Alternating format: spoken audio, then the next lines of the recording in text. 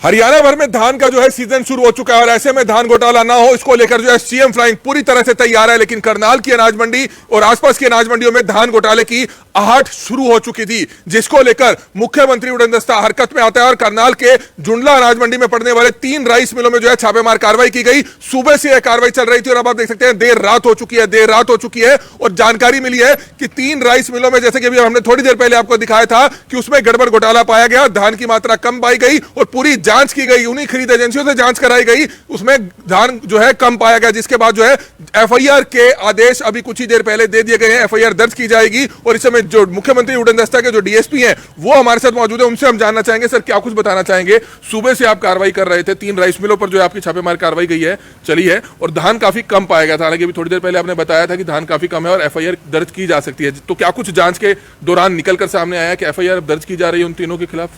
जांच में जो प्रथम दृष्टया बिंदु सामने आए उसके अकॉर्डिंगली कॉग्निजेबल ऑफेंस बनता है और ये जो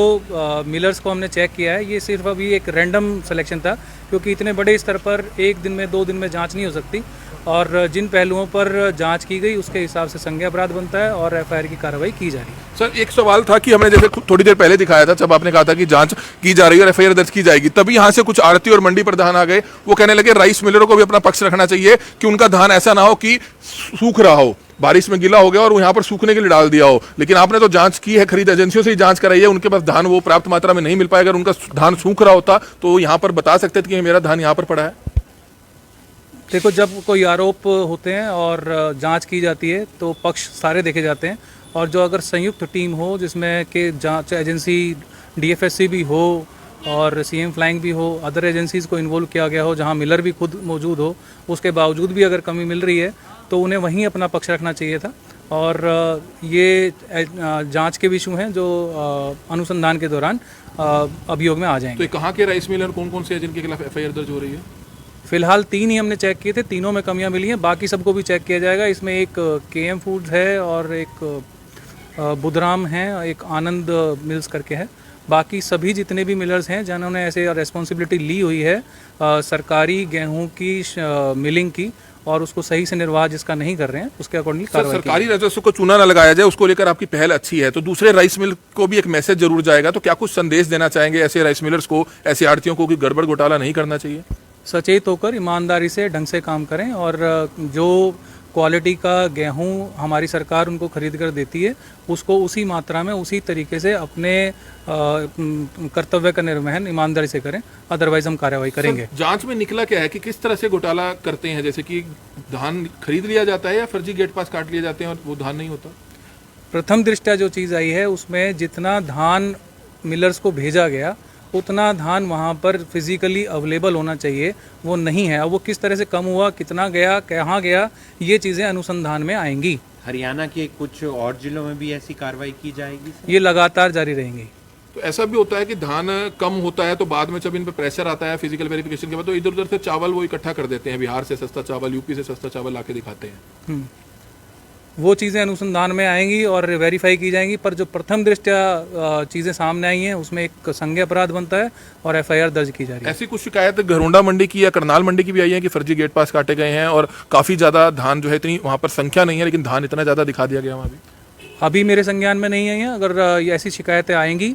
तो उनको चेक किया जाएगा और अगर शिकायतें नहीं भी आ रही हैं तो अब जो पैरामीटर्स हमने यहाँ पे चेक किए उन पैरामीटर्स पे सभी मंडियों को चेक करेंगे। सर अब आपने 3 राइस मिलर्स के खिलाफ एफआईआर के जो आदेश हैं वो दे दिए गए हैं, इसमें जो अधिकारी पाए जाएंगे खरीद एजेंसियों के, खाद्य पूर्ति विभाग के, क्योंकि ऐसा नहीं है कि उनके मिलीभगत ना हो, तो क्या उनके खिलाफ भी कार्रवाई की जाएगी?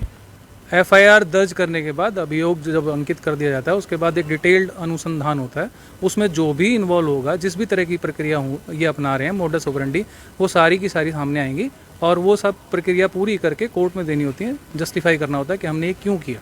तो बिल्कुल आप देख सकते हैं डीएसपी साहब इस समय सीएम फ्लाइंग के जो डीएसपी हैं उन्होंने बताया कि अपने आप में एक बड़ी कार्रवाई की गई है। सुबह से यह कार्रवाई चल रही थी करनाल के जुंडला अनाज मंडी में जो पड़ने वाले जो यहां से संपर्क है खाद्य पूर्ति विभाग और टोटल जो है 11 राइस मिल पड़ते हैं जुंडला में जो खाद्य पूर्ति विभाग से संपर्क है, यानी कि जो सरकारी जो गेहूं और धान होता है वो लिया जाता है। लेकिन 3 राइस मिलों में भी फिलहाल चेकिंग की गई और तीनों में जो है धान की मात्रा कम पाई गई। ऐसा नहीं है कि उनका पक्ष नहीं लिया गया, उनका पक्ष भी लिया गया क्योंकि खरीद जांच एजेंसियां भी वहां पर थी। अगर उनका धान कोई कोई मंडी में सूख रहा होता तो वो बता सकते थे कि मेरा धान इसलिए कम है क्योंकि मेरा धान गीला हो गया था, मंडी में सूख रहा था, जबकि ऐसी कोई बात निकलकर सामने नहीं आई है। तो 3 राइस मिलों के खिलाफ एफआईआर दर्ज हो रही है। अभी कुछ ही देर में एफआईआर जो है दर्ज हो जाएगी, ये डीएसपी सीएम फ्लाइंग ने क्लियर कर दिया है। लेकिन कहीं ना कहीं अपने आप में एक बड़ी खबर जरूर है कि हर साल जो इस तरह के राइस मिलर्स हैं, कुछ एक राइस मिलर्स हैं और कुछ एक आड़ती हैं और खाद्य आपूर्ति विभाग और दूसरी खरीद एजेंसियों के जो अधिकारी हैं वो मिलकर धान घोटाला हो, गेहूं घोटाला हो, इसको अंजाम देते हैं। लेकिन सवाल बड़ा गंभीर है कि अब मुख्यमंत्री मनोहर लाल खट्टर हो या डिप्टी सीएम दुष्यंत चौटाला हो, ऐसे भ्रष्ट लोगों के खिलाफ या ऐसे लोगों के खिलाफ जिनके ऊपर जांच के बाद एफआईआर दर्ज होती है, उनके खिलाफ क्या कार्रवाई होगी? क्योंकि पहले वाले जो धान घोटाले रहे, पहले वाले गेहूं घोटाले रहे, वो ठंडे बस्तों में डाल दिए गए। लेकिन अब मुख्यमंत्री भी कहीं ना कहीं एक्टिव मूड में जरूर नजर आ रहे हैं और वो लगातार मन से यह भाषण भी जरूर देते हैं कि भ्रष्टाचार का काल मनोहर लाल, और उसी को लेकर विजिलेंस को भी जो है उन्होंने बिल्कुल फ्री हैंड छोड़ा हुआ है और लगातार छोटे से बड़े अधिकारी, चाहे वो तहसीलदार हो, डीटीपी हो, चाहे एक्सीएन हो, चाहे कोई भी अधिकारी हो, उनको भी पकड़ा जा रहा है। तो उम्मीद करते हैं कि अब इसी तरह से जो धान घोटाला सामने आ रहा है उसमें जो अधिकारी संलिप्त पाए जाएंगे उनके खिलाफ भी जो है सख्त से सख्त कार्रवाई जरूर की जाएगी। हमारी आप लोगों से हाथ जोड़कर अपील कि जितने भी लोग इस खबर को देखें, इस खबर को ज्यादा से ज्यादा जरूर शेयर कीजिएगा। कमल मिड्डा, करनाल ब्रेकिंग न्यूज, करनाल।